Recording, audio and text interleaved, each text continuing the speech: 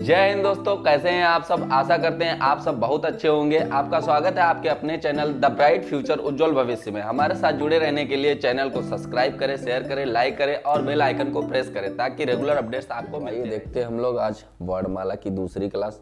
पहली क्लास आप लोगों को मिल चुकी होगी, आशा करते हैं आप लोगों को पसंद आई होगी। तो हमने वर्णमाला में पढ़ लिया था कि वर्णमाला कितने टाइप की होती है, कितने उसमें वर्ड होते हैं वर्णमाला के अंदर पढ़ा था हमने। उसके अंदर हमने पढ़ा था वर्णमाला के अंदर स्वर और व्यंजन। ठीक है, तो दो पार्ट होते हैं, जैसा कि आप जानते हैं कि स्वर क्या होते हैं, व्यंजन क्या होते हैं। स्वर और व्यंजन। तो हमारी दूसरी क्लास है आज वर्णमाला की।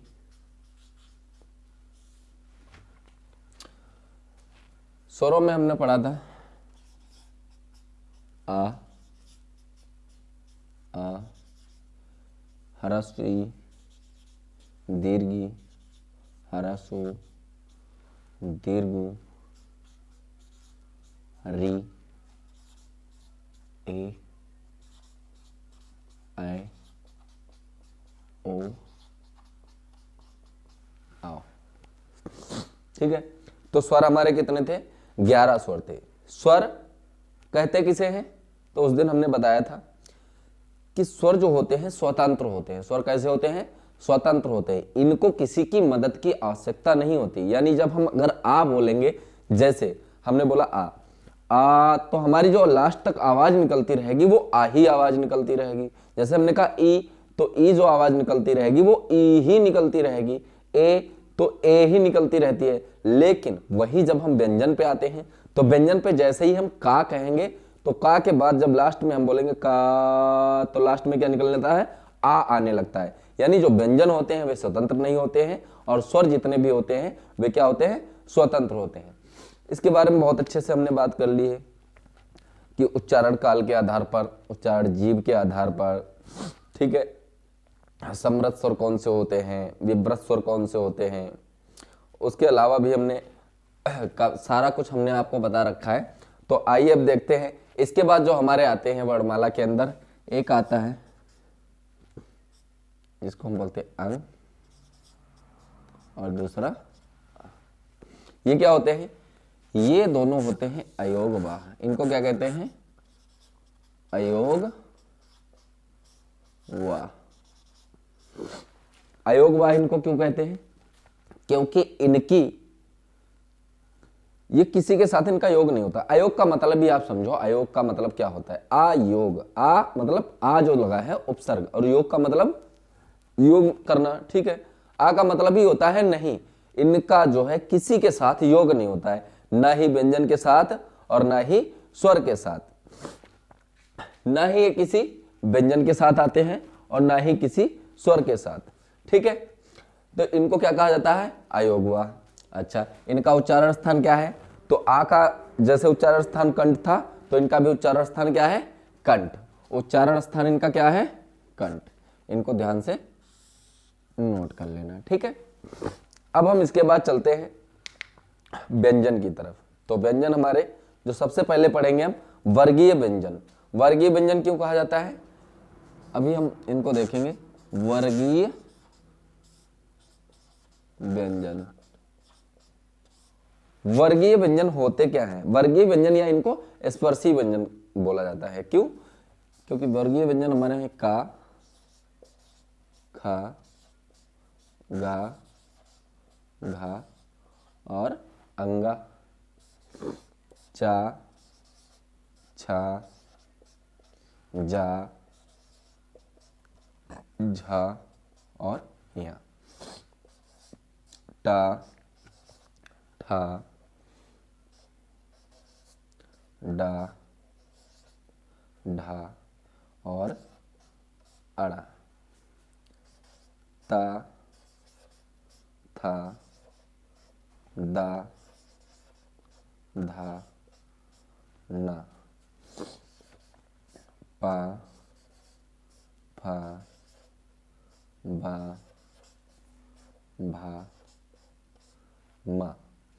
ठीक है, अब एक चीज देखो, ये क्या है? वर्गीय व्यंजन। वर्ग क्या होता है? सबसे पहले वर्गीय इनको क्यों बोलते हैं? क्योंकि वर्ग जो होता है इस किसी भी चीज का वर्ग होता है तो कोई भी संख्या अगर खुद से गुणा हो जाती है, यानी हम उसको 2 बार लिख लें, जैसे इसके अंदर है 5, 1 2 3 4 5, 5 सदस्य ऐसे भी हैं, 1 2 3 4 5, 5 और 5 5 का हम गुणा अगर कर दे 5 गुणे 5 तो आपको पता है कितना हो जाता है 25। ठीक है, कितने हो जाते हैं 25। तो कुल ये 25 है, 5 5 के परिवार है और हर एक में 5 5 सदस्य हैं। ठीक है, इनको हम एक लाइन में अगर बोलते हैं तो इनको कचट तप भी बोलते हैं। क्यों? कचट तप भी बोलते हैं। ठीक है, तो इनको हम वर्गीय व्यंजन कहते हैं, वर्गीय व्यंजन या स्पर्शी व्यंजन, हम यहां पे लिख दे रहे हैं, या स्पर्शी व्यंजन। ठीक है, तो आइए अब देखते हैं इनका उच्चारण स्थान। वर्गीय व्यंजन का उच्चारण स्थान देखते हैं कि कौन सा व्यंजन कहां से उच्चारित होता है।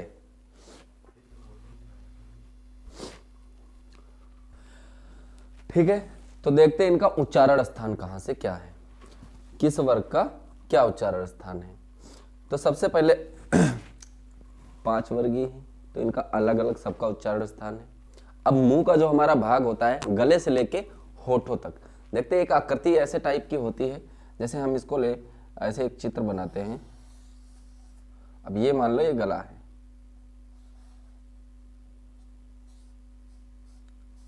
ये गला है। ठीक है, तो जब हम का बोलेंगे तो का उच्चारण स्थान कहां से होगा, कंठ का खा आप खुद ही बोल के देखिए, तो ये उच्चारण स्थान क्या होगा, यहां से आवाज निकलती है। ठीक है, कहां से निकलती है, यहां से निकलती है, तो का उच्चारण स्थान क्या है, कंठ। ठीक, उसके बाद देखते हैं चा। जब चा बोलेंगे तो जबान जो हमारी है, जीभ जो हमारी है, यहां तालू में टच होती है और ये पूरा ही वर्ग किससे बोला जाता है, तालू से, ऊपर वाला कंठ से। का बोलेंगे, खा बोलेंगे, गा बोलेंगे तो इसका उच्चारण स्थान जो है कंठ ही रहेगा, क्योंकि आवाज हमारी कहां से निकलती है, कंठ से। ठीक है, तो चा जब बोलेंगे तो जबान कहां टकराती है, तालू में, तो इसका उच्चारण स्थान क्या हो गया, तालू। ठीक है, चा, छा, जा, झा, झा, क्योंकि ये जो है व्यंजन हमारे एक ही जगह से स्पर्श होते हैं, इसीलिए इनको क्या बोलते हैं, स्पर्शी व्यंजन।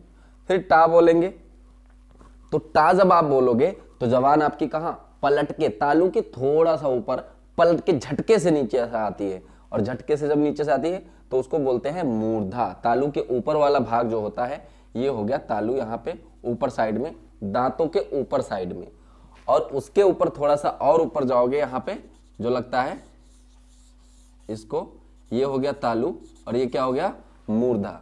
ठीक है, तो इसको क्या बोलते हैं, मूर्धन्य, मूर्धन्य या मूर्धा। ठीक है, उसके बाद जब ता बोलेंगे, ता, था, दा, धा, ना।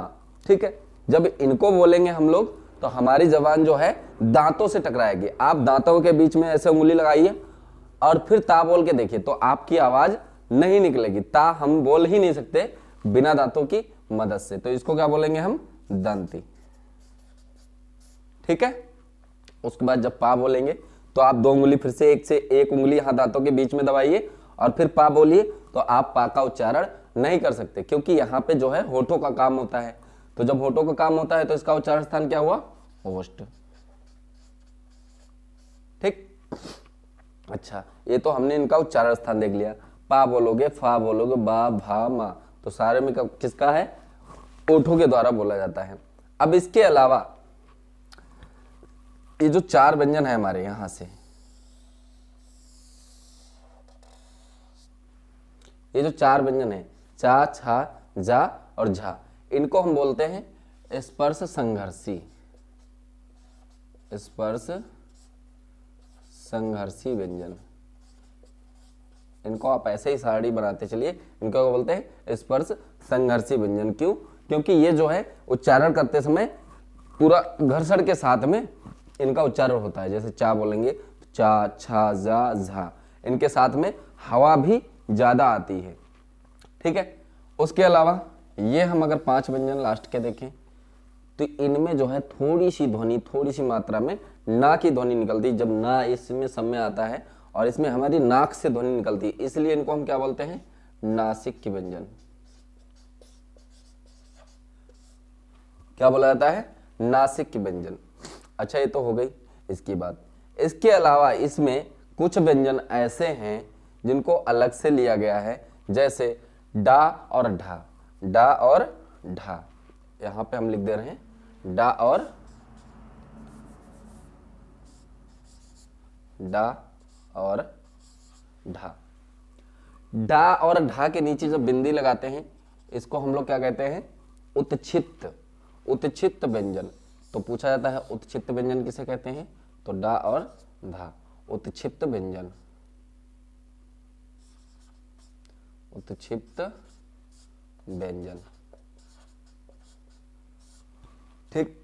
और इनको क्या बोला जाता है आप बताइए? यानी जो नीचे वाली बिंदी है इनको और क्या बोला जाता है? तो इनको और जो बोला जाता है इनको बोला जाता है ताड़न जात। क्या बोलते हैं इनको? ताड़न जात व्यंजन। ताड़न जात, ठीक। तो आपको समझ में आया होगा उत्क्षिप्त व्यंजन किसे कहते हैं, ताड़न जात व्यंजन किसे कहते हैं, संघर्षी व्यंजन किसे कहते हैं, संघर्ष स्पर्श संघर्षी व्यंजन किसे कहते हैं, नासिक व्यंजन किसे कहते हैं, जा का उच्चारण स्थान क्या है? तालु। डा का उच्चारण स्थान क्या है? मूर्धन्य। ता का उच्चारण स्थान क्या है? दंते। कुछ भी पूछा जा सकता है, आपको 4 ऑप्शन दिए रहेंगे और बताएगा इनमें से कौन सा जो है तालु से उच्चारित नहीं होता है या होस्ट से उच्चारित नहीं होता है। तो आप ऐसे ही बनाते रहिए, आराम से आपको समझ में आएगा। उसके बाद जो हमारे व्यंजन आते हैं, कौन से आते हैं? अंतस्थ व्यंजन। ये तो हमारे हो गए वर्गीय व्यंजन या स्पर्शी व्यंजन, ठीक है। अब आएंगे हमारे अंतस्थ व्यंजन।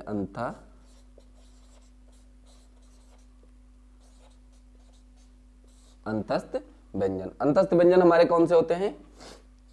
या, रा, ला, वा। ये 4 हमारे कौन से होते हैं? अंतस्थ व्यंजन। अच्छा, ये 4 हमारे अंतस्थ व्यंजन होते हैं, ठीक है। इसके अलावा इसके अंदर 2 व्यंजन ऐसे होते हैं जिनको हम अर्धस्वर कहते हैं। तो आप पहले बताइए कि वो 2 व्यंजन कौन से होते हैं, ठीक है। तो देखते हैं 2 व्यंजन जो हमारे ई, या और वा, इनको क्या कहते हैं? अर्धस्वर। क्यों कहते हैं अर्धस्वर? क्योंकि देखा जाए तो ये व्यंजन जो है स्वरों की सहायता से ही बने हैं। कैसे? जैसे हम यहां पे लिखें ई प्लस आ, तो हमारा इससे क्या बनता है? या।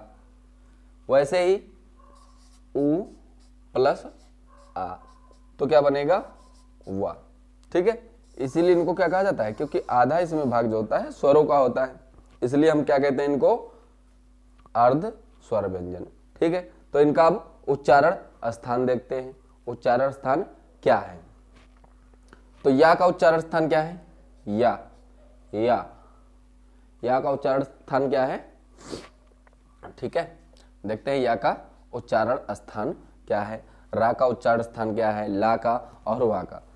पहले आप बताइए इनका उच्चारण स्थान क्या है। उसके अलावा तब तक हम यहां पे लिख देते हैं ऊष्म व्यंजन। ऊष्म व्यंजन, ठीक है। ऊष्म व्यंजन। ऊष्म व्यंजन, थोड़ा सा इसको हम साफ कर दें।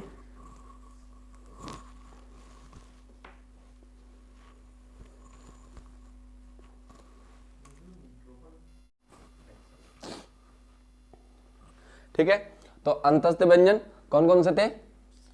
या, रा, ला, वा। या और वा कैसे हमारे हैं? अर्धस्वर व्यंजन। अभी हमने बताया अर्धस्वर व्यंजन क्या होते हैं। अब इनका उच्चारण स्थान देखते हैं। तो या का उच्चारण स्थान क्या है? तालु। क्योंकि जब आप या बोले होंगे, या आप बोल के देखिए, खुद ही बोल के देखिए, तो आपको पता चलेगा कि हमारी जबान जो है कहां पे टकराती है। हिंदी के जितने भी वर्णमाला हैं आप खुद ही बोल के देखिए तो आराम से इनको कर पाएंगे, ठीक है। या का उच्चारण स्थान क्या है? तालु। रा का मूर्धन। क्यों? क्योंकि रा आप बोलोगे तो जबान एकदम झटके से नीचे आती है, मूर्धा में टकराकर। रा ऊपर को बोल के देखिए, जैसे हम री बोलते थे, स्वरों में री थी, और वैसे ही यहां पे रा। ला क्या है? ला जो हमारा है दंते है। कौन सा है? दंते, ठीक है। ला का उच्चारण स्थान क्या है? दंत। और वा का तो वाह आप बोलेंगे तो ऊपर के दांतों से नीचे के होठ से, तो इसको दंतोष्ठ बोलते हैं। क्या बोलते हैं? दंत्योष्ठ,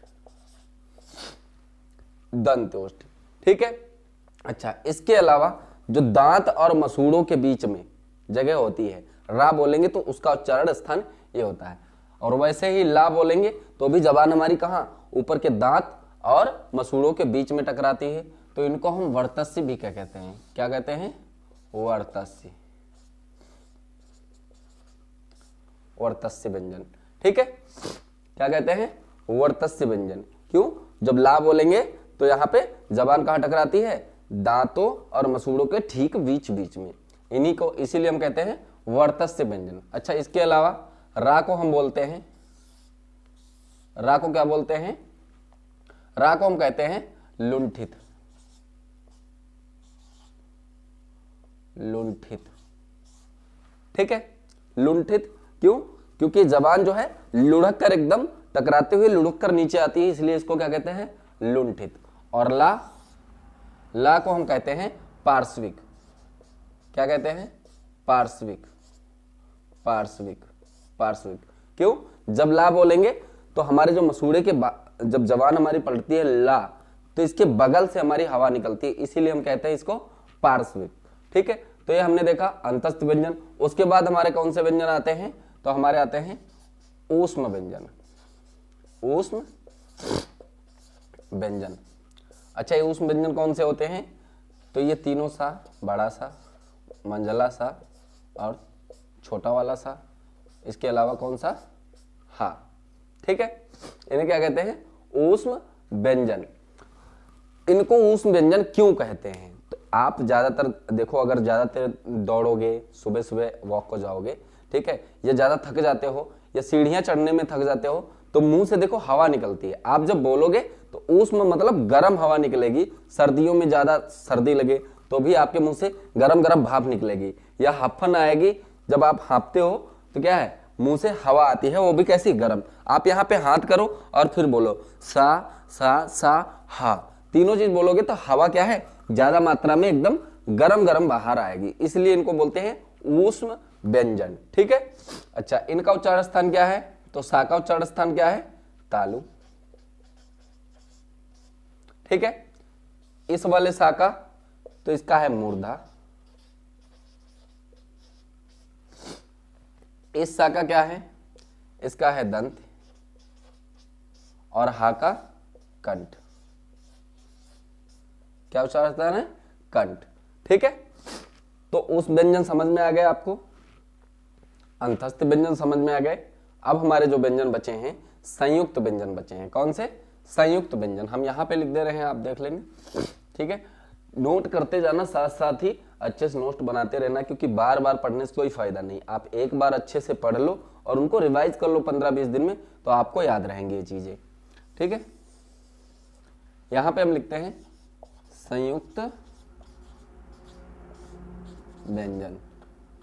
जैसे हमने स्वर, संयुक्त स्वर पढ़े थे, वैसे ही संयुक्त व्यंजन भी होते हैं। संयुक्त का मतलब हमने कल बताया था आपको कि संयुक्त क्या होता है। तो देखते हैं संयुक्त व्यंजन कौन कौन से होते हैं? छ, त्रा, ज्ञा और स्रा। ठीक है, इनका निर्माण कैसे हुआ? तभी तो ये संयुक्त हुई। कोई दो जो व्यंजन होंगे उनके मेल से हम इनका निर्माण हुआ होगा। तो छा का निर्माण देखें तो किससे हुआ है? का प्लस सा बराबर क्या? छा। ठीक है, दूसरा त्रा का, तो ता प्लस रा बराबर क्या? त्रा। अच्छा, इसके अंदर आ पहले से ही है, इसलिए हम यहां हलंत नहीं लगा रहे हैं, ध्यान देना आप लोग। ठीक है, गा का निर्माण, जा का निर्माण देखते हैं। जा प्लस यहां बराबर क्या? ज्ञा। ठीक है, और इस वाले सा का सा प्लस रा बराबर क्या?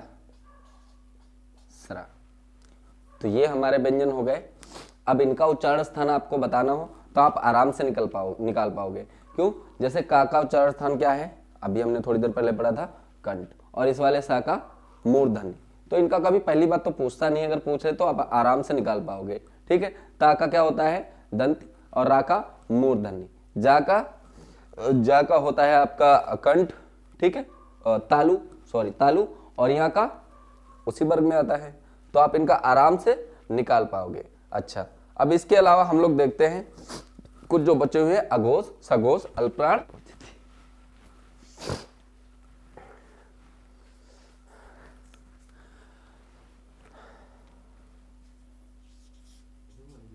आ ई उ री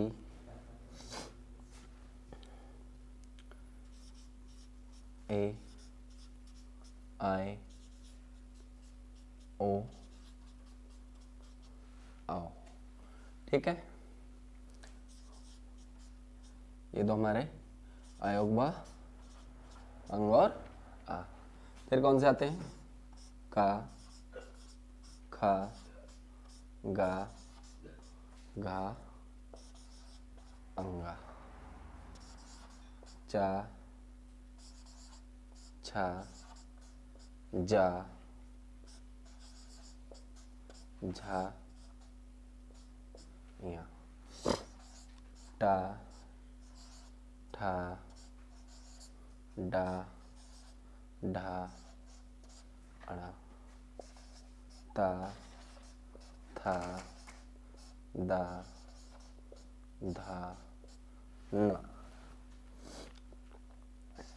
पा, फा, बा, भा, मा। ठीक है। इसके अलावा हमारे कौन से, अंतस्थ, या, रा, ला, वा। ठीक। फिर हमारे कौन से हैं, ऊष्म, संघर्षी, ये कौन से होते हैं, तीनों सा, और ये सा और हा। ठीक। फिर हमारे हैं संयुक्त व्यंजन। संयुक्त व्यंजन कौन कौन से होते हैं, छ, त्र, ज्ञा और स्रा। ठीक है। अब देखिए इतने हमारे वर्ड लिखे हुए हैं। अब हम देखते हैं, अब हम पढ़ेंगे कि कौन से अल्पप्राण होते हैं और महाप्राण। अल्पप्राण क्या मतलब होता है कि जिसमें हमको कम ताकत लगानी पड़े, कम हवा हमारे मुंह से निकले, और जिसमें ज्यादा हवा निकले वो होते हैं महाप्राण। जैसे हमारे सभी स्वर क्या हैं, अल्पप्राण हैं।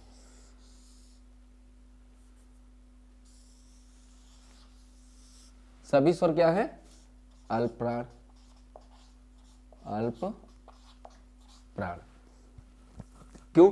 क्योंकि एक ही उच्चारित, मतलब एक ही आवाज में, जैसे हम आ बोलेंगे तो आ सीधा ही निकल जाता है, कहीं पे हमको ज्यादा सांस लेने की जरूरत नहीं पड़ती, या मुंह से हमारे ज्यादा हवा नहीं निकलती। आप यहाँ पे हाथ अपने मुंह के पास में लगाइए और फिर बोलिए आ, ई, उ, हवा नहीं निकलेगी, बहुत कम मात्रा में हवा निकलेगी, इसलिए क्या है, ये अल्पप्राण। ठीक है। उसके अलावा ये हमारे जो दो अयोग वाह, ये तो हमारे कौन हो गए, स्वर। ये क्या है, अयोग वाह, अयोग वाह। ये भी क्या है, ये भी अल्पप्राण व्यंजन है। और कौन से अल्पप्राण है, ये चारों व्यंजन क्या है, अल्पप्राण, अल्प प्राण। ठीक। अब यहां पे देखिए सा, सा, सा और हा, ये तीनों क्या है, ये महाप्राण, क्योंकि इनमें जो है हवा मुंह से ज्यादा निकलती है। ठीक है। आप तीनों सा बोलोगे तो ये ज्यादा हवा निकलती है, इसलिए क्या है, महाप्राण। ठीक। महाप्राण। ठीक है। संयुक्त व्यंजन, ये दोनों मिक्स करके बने हुए हैं, संयुक्त हैं, इसलिए इनका नहीं पूछा जाता है। अगर पूछा जाए तो आप इनको अगर पढ़ेंगे तो इनका आराम से बता सकते हैं। ठीक है। उसके बाद प्रत्येक वर्ग का पहला, तीसरा, पांचवा क्या होता है? पहला, तीसरा, पांचवा। यानी अगर हम पहले बात करें का की, तो का आप बोलोगे तो कम हवा निकलेगी। का पहला हो गया, ये दूसरा हो गया, ये तीसरा हो गया, चौथा हो गया, ये पांचवा। पहला, तीसरा, पांचवा, ये क्या होते हैं? अल्प प्राण। यानी हम इनकी बात करें, ये पहला हो गया, ये तीसरा, और ये क्या है? पांचवा। ये क्या है? अल्प प्राण। अल्प प्राण व्यंजन। ये भी क्या है? अल्प प्राण। ठीक है। और ये भी क्या है? अल्प प्राण। अच्छा, इनके अलावा जब आप का बोलोगे तो आपके मुंह से हवा बहुत ही कम निकलती है, लेकिन जैसे ही आप खा बोलोगे ऐसा लगेगा कि फेफड़ों से भर भर के हवा मुंह से आ रही है। आप देखो, यहाँ पे हाथ लगाओ अपने मुंह के सामने और का बोल के देखोगे तो आपको हवा बहुत ही कम नजर आएगी। ठीक है। आप बोलो का तो हवा नहीं पता चलेगी, लेकिन जैसे ही आप खा बोलोगे तो हवा इस हाथ में यहाँ पे आके टकराती है। वैसे ही आप गा बोलोगे तो फिर हवा कम निकलती है, लेकिन जैसे ही आप घा बोलोगे तो हवा मुंह से ज्यादा आती है। और जब मुंह से हवा ज्यादा आती है उसको हम क्या कहते हैं? महाप्राण। महाप्राण मतलब ज्यादा वायु। ठीक है। प्राण का मतलब ही होता है वायु। ठीक है। तो इनको क्या कहते हैं? महाप्राण। ठीक। और ये भी हमारे क्या हो गए? महाप्राण। तो चाहे आप इनको ऐसे याद कर लोगे या आपने समझा होगा तो वैसे ही आपको याद रहेंगे। ठीक है। याद करने की कोई रट्टा मारने की जरूरत तो है नहीं। अगर आपको ऐसे भी नहीं समझ में आए तो एक कोड याद रखिए। अल्प प्राण का कोड क्या है? अल्प प्राण, इसका कोड क्या है? 135, यानी पहला, तीसरा, पांचवा। ठीक है। महाप्राण का कोड क्या है? महाप्राण, इसका क्या है? 24, यानी दूसरा और चौथा। यहाँ पे देखिए, दूसरा खा है, चौथा क्या है? घा। ये दोनों क्या है? महाप्राण। तो अल्प प्राण क्या है? 135, महाप्राण क्या है? 24। ठीक है। अब इसके अलावा हम देखते हैं कि हमारे जो हैं एक तो होते हैं अघोष, एक होते हैं सघोष। अघोष क्या? जो बिना घर्षण से, यानी जबान जब हमारी, हम कुछ भी बोलते हैं तो जबान का सहारा लेना पड़ता है, और जिसमें जबान जो हमारी घर्षण करते हुए अंदर से बाहर की तरफ चलती है उसको हम कहते हैं सघोष, और जिसमें घर्षण नहीं होता है उसको हम कहते हैं अघोष। तो उनमें देखते हैं अघोष और सघोष कौन से होते हैं। बहुत सारे बच्चे इसमें कंफ्यूजन में रहते हैं कि आखिर अघोष कौन सा है, सघोष कौन सा है, इनमें समझ ही नहीं पाते हैं कौन सा अघोष कौन सा सघोष। तो एक लाइन में हम लिखेंगे और आप लोगों को समझ में आ जाएगा। क्या लिखेंगे? पहला और दूसरा, प्रत्येक वर्ग का पहला और दूसरा। पहला दूसरा कौन? ये क्या है? पहला और दूसरा। ये क्या है? अघोष। पहला और दूसरा प्लस क्या? तीनों सा, एक ये और एक ये। पहला, दूसरा प्लस तीनों सा क्या है? अघोष। अच्छा, इनको छोड़कर बाकी जितने भी हैं वो क्या है? सघोष।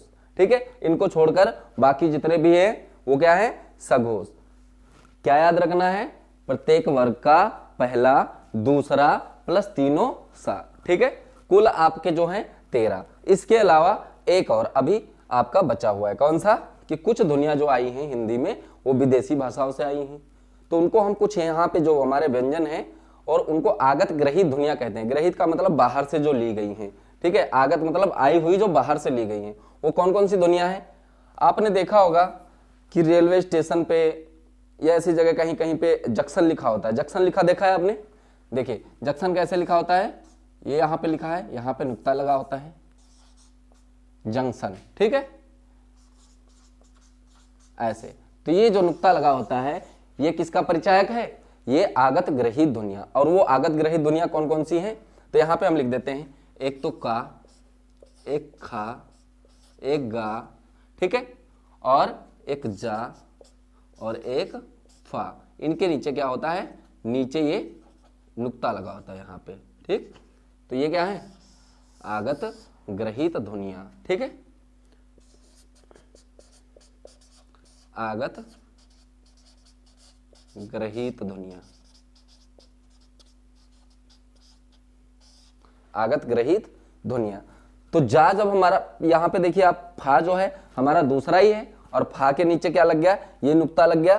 तो फा जो हमारा था वो क्या था, अल्प प्राण। तो एक फा ये नुक्ता वाला जो है आगत वाला, ये भी इसी में जुड़ जाएगा। तो अघोष और सघोष आपने समझ लिया, क्योंकि अघोष को समझना, इनको ऐसे ही याद कर पाओगे। अगर एक एक करके याद करने बैठ गए तो आपके समझ में नहीं आएगा और आप भूल भी सकते हैं। आप पहला और दूसरा याद कर लीजिए, तीनों सा प्लस फा, ये क्या हो गए हमारे अघोष वर्ण, और बाकी बचे हुए कितने, सघोष वर्ण। तो आशा करते हैं ये आपको पसंद आया होंगे, समझ में आया होगा, और आगे की क्लास जो हमारी चलेंगी वो ऐसे ही आपको समझ में आएंगी।